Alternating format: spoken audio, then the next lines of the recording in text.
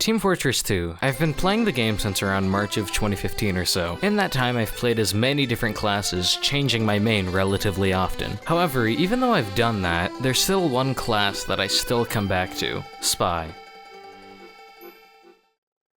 Now, one thing that's very unique about Spy is solely that he can one-shot any of his enemies.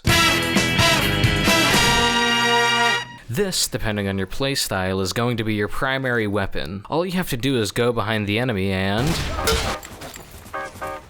Now just to blow this up like I intended, straight from the quads, and much damage will I send it? I recommend it, hitting, just spitting, just fine, I'm throwing up. Focus for locals, the whole nine, I'm blowing up. Getting a stab is just so satisfying. But of course, it's incredibly easy to mess up a backstab.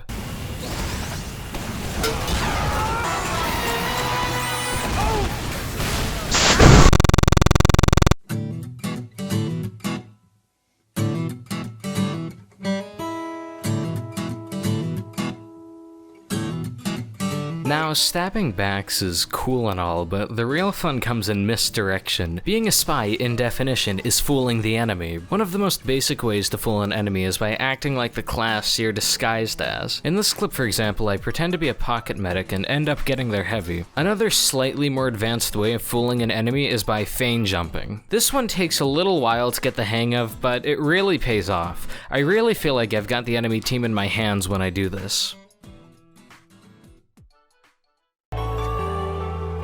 Now, I don't know about you, but the concept of being invisible just makes me feel invincible.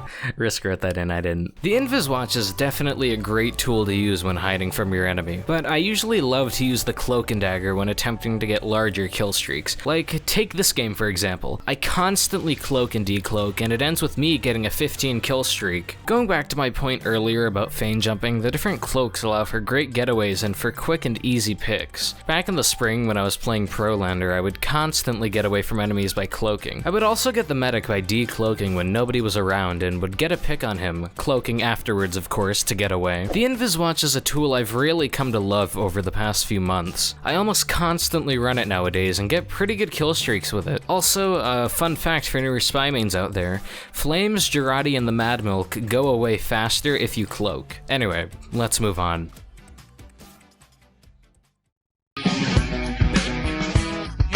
The Ambassador is a somewhat controversial topic in the TF2 community, and I use somewhat very lightly. Back in 2017 it was nerfed, reducing the headshot range significantly and also adding damage falloff. If you don't know what damage falloff is, to make it simple, the further away you are from an enemy, the less damage you do. This applies for headshots until, you can't actually get a headshot anymore. I say that the Ambassador is somewhat controversial because in 2017, some people came out of nowhere and apparently were euphoric that it was being nerfed. Now of course, this may just be a vocal minority. Anyway, let's talk about the actual item itself. I still somewhat like the Ambassador. I use it semi-regularly in pubs even. But do I think it's viable in comp anymore? Not really. I do have to admit though that it still is really just, I know I've said the word before, but satisfying to get kills. Lazy Purple did a good job of explaining how the TF2 weapons in general are meant to give off dopamine, which I'll link below.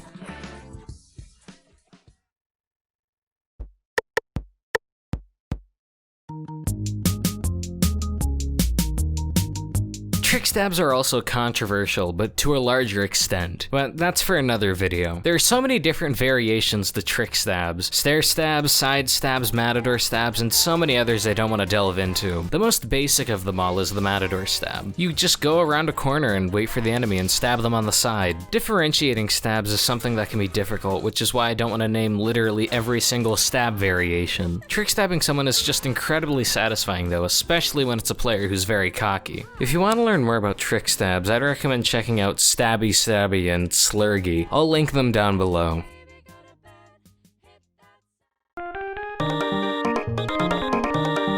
Let's talk about knives. Spy has a decent amount of them. I'm gonna list each of them briefly and say what I like about them. Alright. Let's go. The stock knife, as the name says, is the spy's default knife. What I mainly like about the knife is how it generally works for all situations when playing spy. So, the big earner allows for the user to get a speed boost after stabbing someone. Because of this, getting chain stabs with the knife is definitely one of its best qualities. One downside though is that it does take away 25 health. The Your Eternal Reward is a knife I don't use that often, but still enjoy. The main benefits to the knife are that when you backstab an enemy, you automatically are disguised as them. Similar to the big earner, I think this knife is really good for chain stabs. However, the knife really does depend on your enemies being a bit more oblivious. The spy skull is pretty much the stock knife. However, the main differences are that if you are ignited by a pyro or a Huel long heater, you're fireproof for 1 second and have afterburn immunity for 10 seconds. I mainly use this knife in competitive play if the other team is running a pyro. Other than that, I really don't run the knife all that much. Still, definitely a solid knife. I love the kunai. While it does reduce your health by 55 points, it allows you to get up to 210 health. The way the kunai works is by the person using it backstabbing someone and stealing their health. The kunai's a really good knife all around, however I wouldn't necessarily use it in competitive play.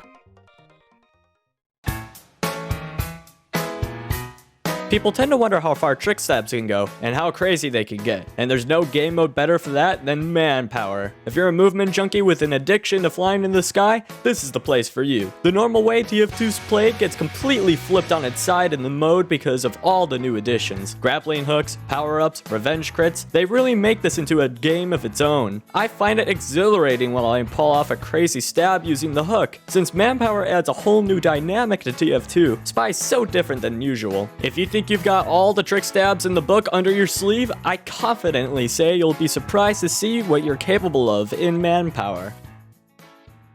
Thanks, Risk. If you want to hear more about Manpower as a whole, Risk made a really good in-depth video about it, which I'll link below.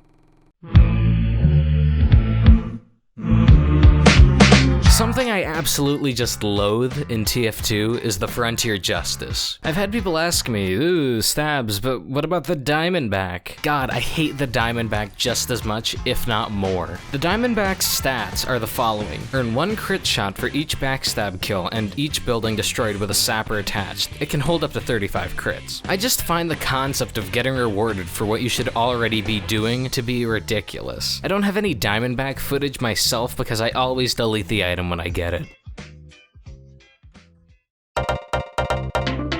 In the end, people either love or hate Spy. I think for the foreseeable future anyway, I'm going to continue maining Spy. Thanks for watching, guys. I really appreciate it. Make sure to go check out Risk's video in the description, and thank you to Risk for helping me with script revisions and for providing his section of the video. I'm also sorry about the lack of uploads in the past few months. I had a video planned for August, but it was taken down due to copyright. I might upload it to another site, but I'm not sure. I'm gonna try and keep up with the monthly uploads, so expect more content soon. Bye, guys. 20